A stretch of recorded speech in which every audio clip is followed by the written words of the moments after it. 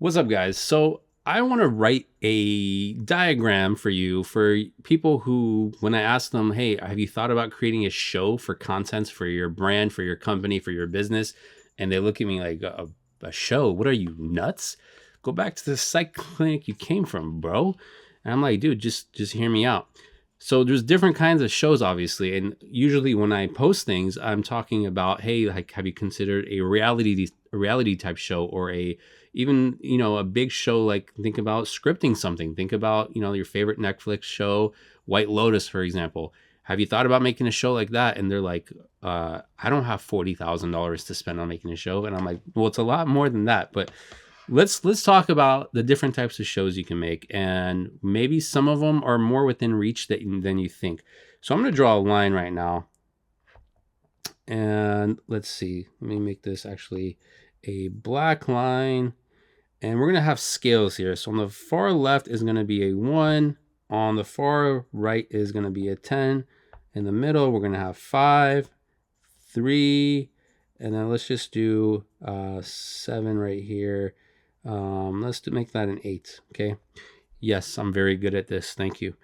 We'll call this the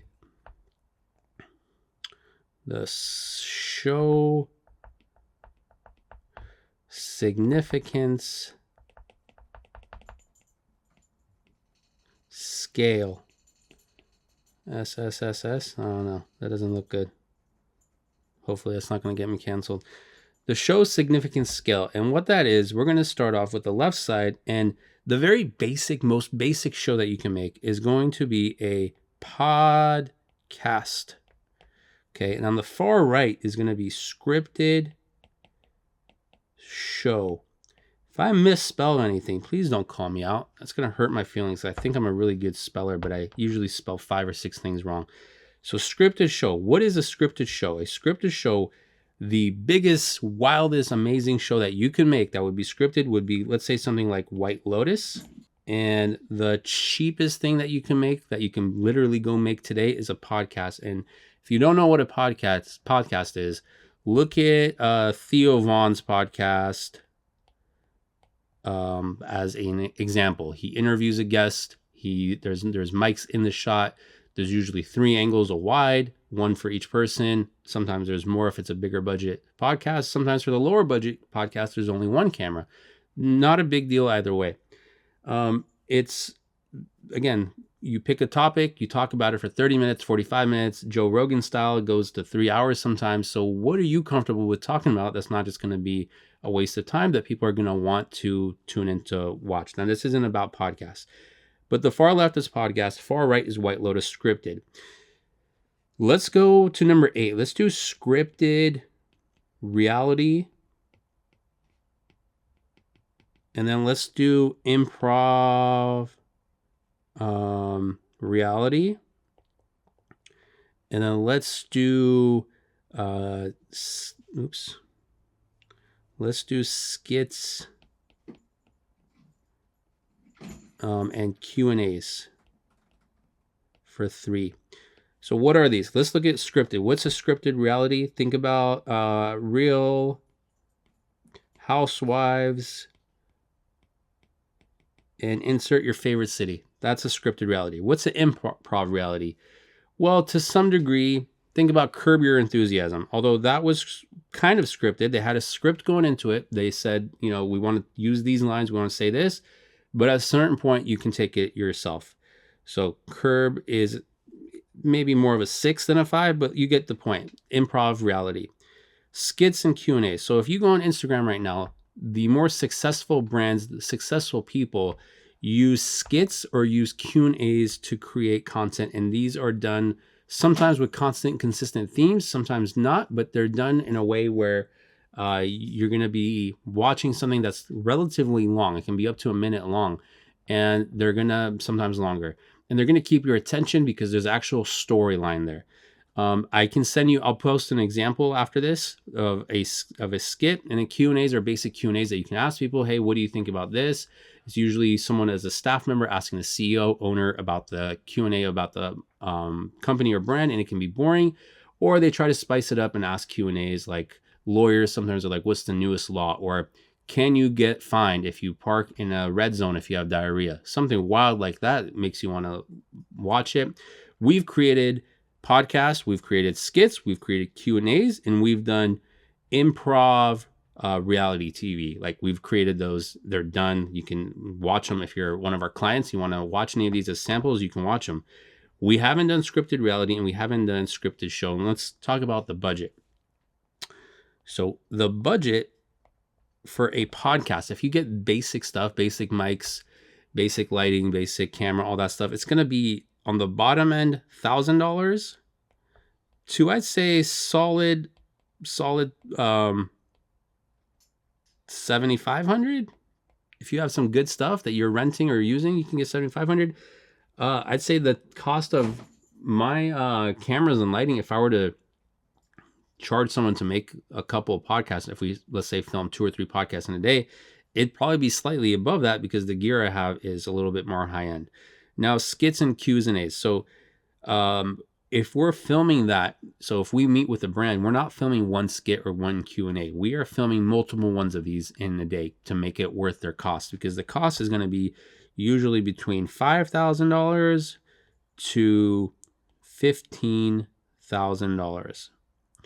And again, the value is worth it, because if a brand is using 2 skits or 6 Q&As and they get 8 clients from it, and the clients are for, let's say, lawyers for personal injury ones, and those 8 clients are bringing in, let's say, $400,000 or $500,000, this is totally worth it. If a dentist is bringing in 30 clients from this, then it's totally worth it. They're making it back usually around 10x, maybe a little bit more, sometimes a lot more, sometimes a little bit less.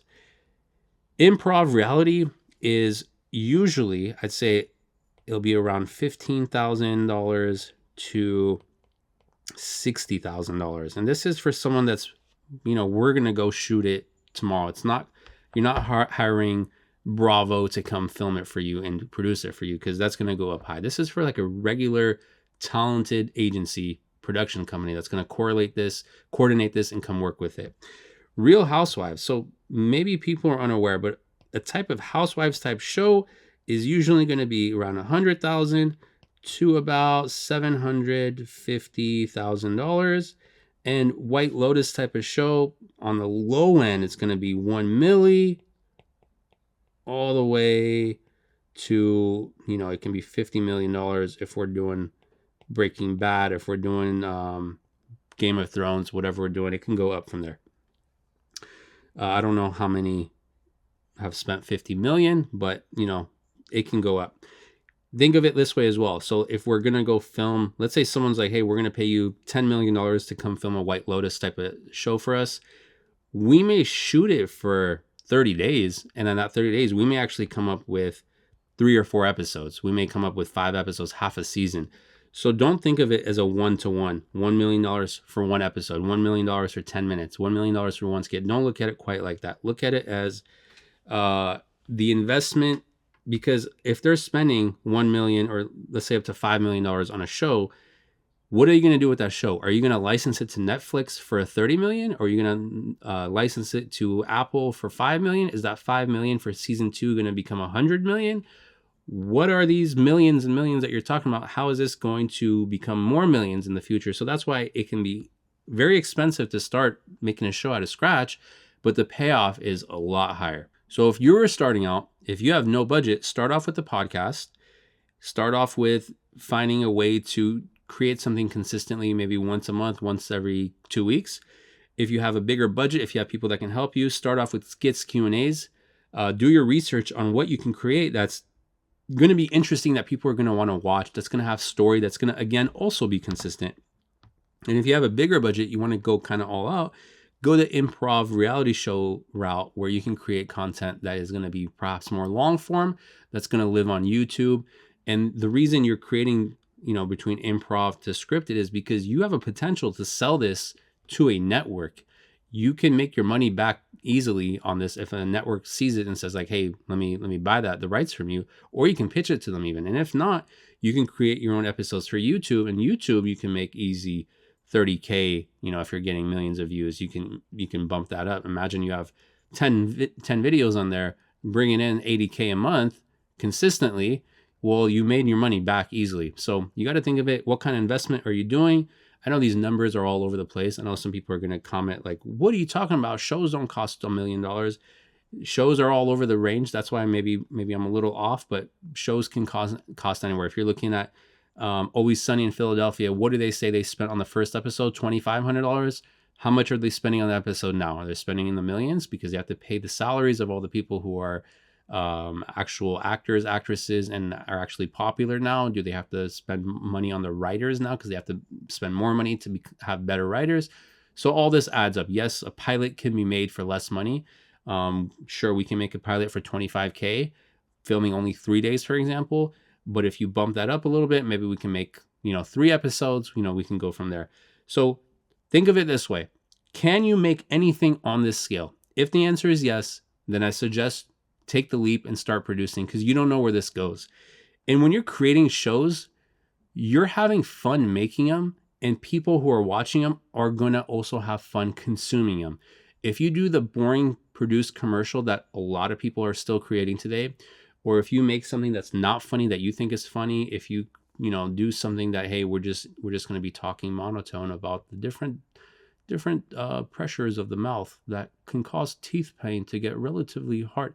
If you're going to create that and you're not having fun, what makes you think the people watching this are going to have fun? Because they are not. I promise you that. So if you want help making your own show, if you want help scripting, if you want help coming up with how we can produce your own pilot and perhaps your own season, reach out to me, and I'd be happy and I'd be honored and I'd have a pleasure speaking to you, because this shit is fun. This was Arash. Thanks for watching.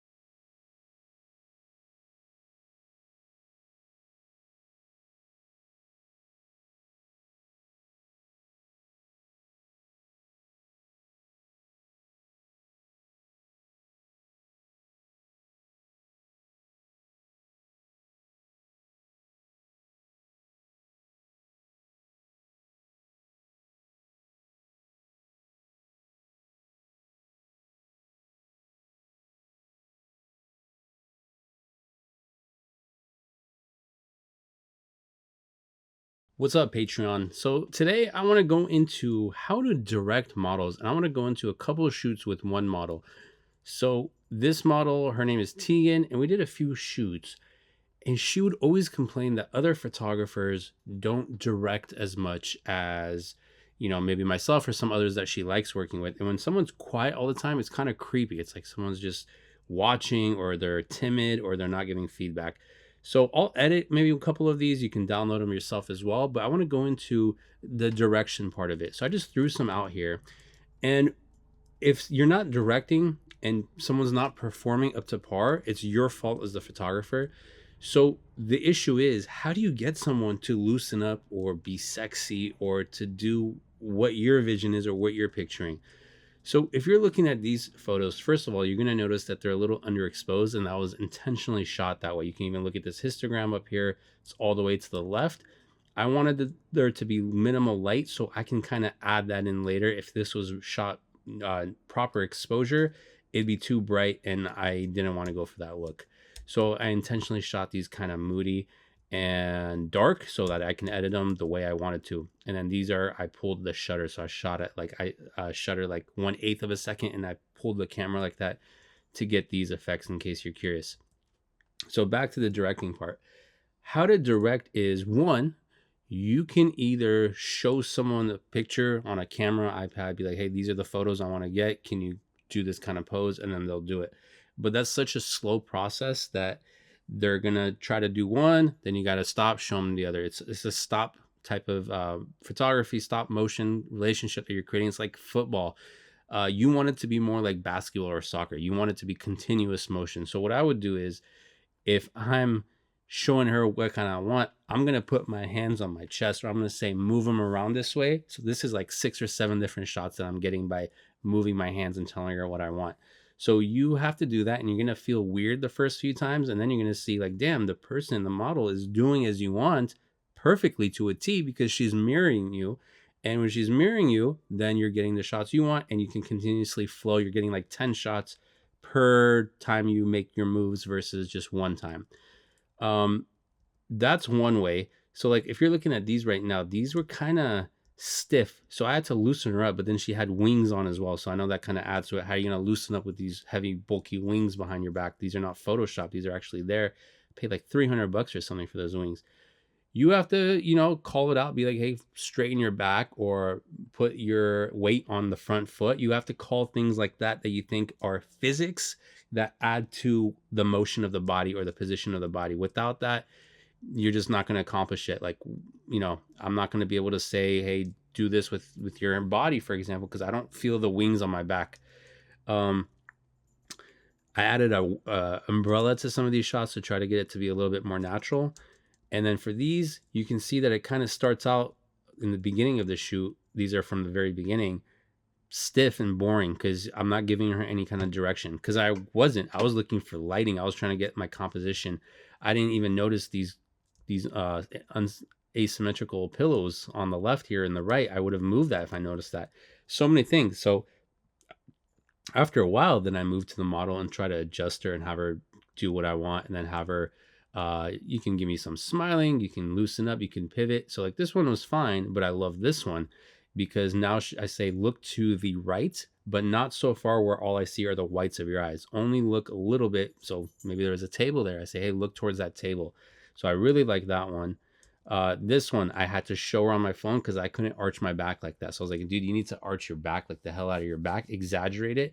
Pop the belly out almost. There we go. Pop the chest out to get that. And then this, you just got to go crazy. You just got to go nuts. We're trying to create a wolf thing. And when you have someone wear a mask, it's easier for them to kind of get in that vibe and go nuts. So this one, pretend you're a cat. Lick yourself. You know what I'm getting at. So when we take 1,000 photos, some of them in the beginning of each set, of each scene, look stiff until the person loosens up a little bit. And look how much loose she looks in this one versus the first one of the set, which was this one. Nothing wrong with this. I like the lighting and stuff, but it just looks a little bit more stiff. Starting to loosen up, loose. That's I wanted that Catwoman vibe, and she eventually got that. Told her to throw it out there with the food. We got some strawberry jam, I think. She threw that all around. It's supposed to be blood. So which were my favorites? Let me show you some of my favorites from this set. I know I didn't include all the photos, but I love this one. So I'm going to edit this one. What are we going to do with this? Definitely, it's a little cool for my taste. So I would warm her up, but if we can, then I'd cool the background because I don't like the lights in the back. So what should we do for that? We're gonna just choose the background, or I'm gonna start here first and then lower the yellow and the luminance on that just to the amount where it doesn't look super fake. Lower the highlights even more. Sharpening, I don't really care about. I'm not trying to get the sharpest photo. This isn't, meant to be that kind of photo. I don't care. I just want her to be, I want this to be a little bit more not perfectly symmetrical. I want this to be kind of like the Dutch angle because it's supposed to make you uncomfortable. That's what I'm trying to go out for this one. So let's do that. And then I am going to create a mask with the background, decrease the exposure.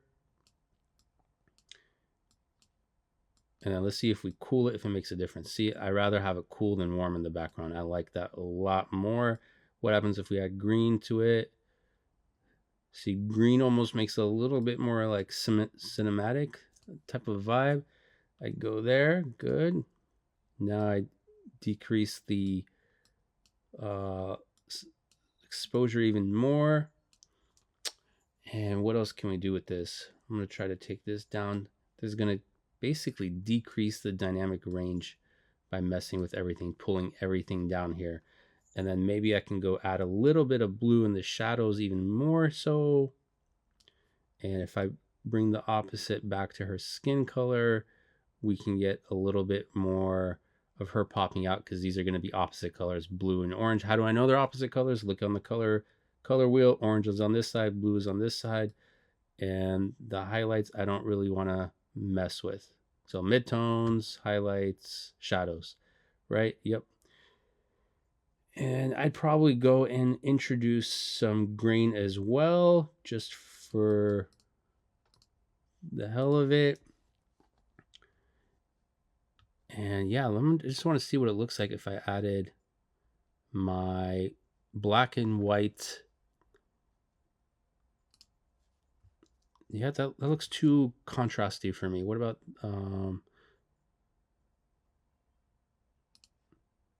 I like that one. Any other ones that might work?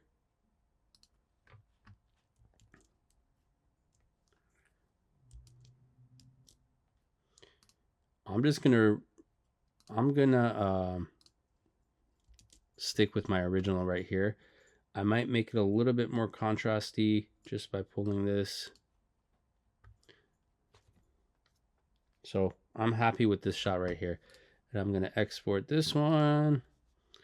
And I did like this one. I like the lipstick ones too. But I think there was another one I really liked. Which one?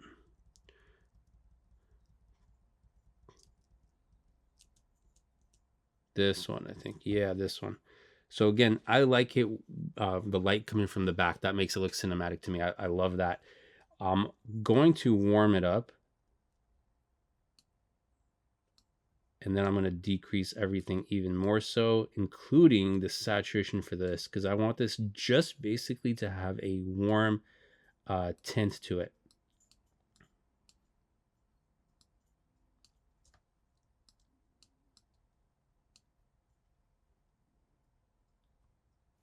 Again, I'm going to decrease the dynamic range on this.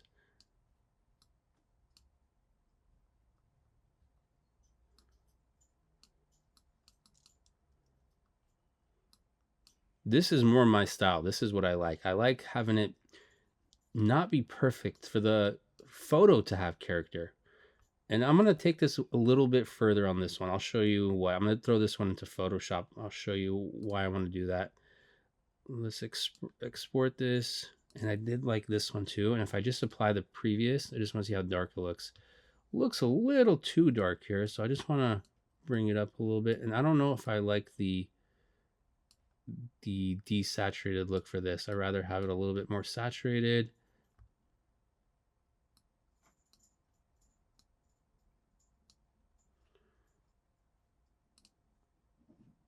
More black and white. I like the black and white for this one. Now her lips look a little like they need contrast there. So if I know her lips are red, so if I bring that down, it usually might mess with the skin as well because the skin has red pigments in it. But if I bring it down to here, it's fine. It still looks good. I'll export that. Now let me go to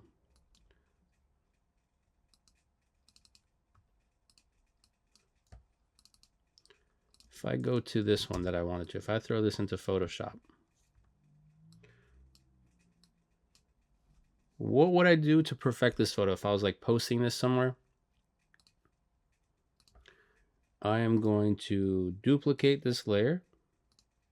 I am going to go to filter. I'm going to go to not lens correction. I'm going to go to filter. I'm going to go to liquify.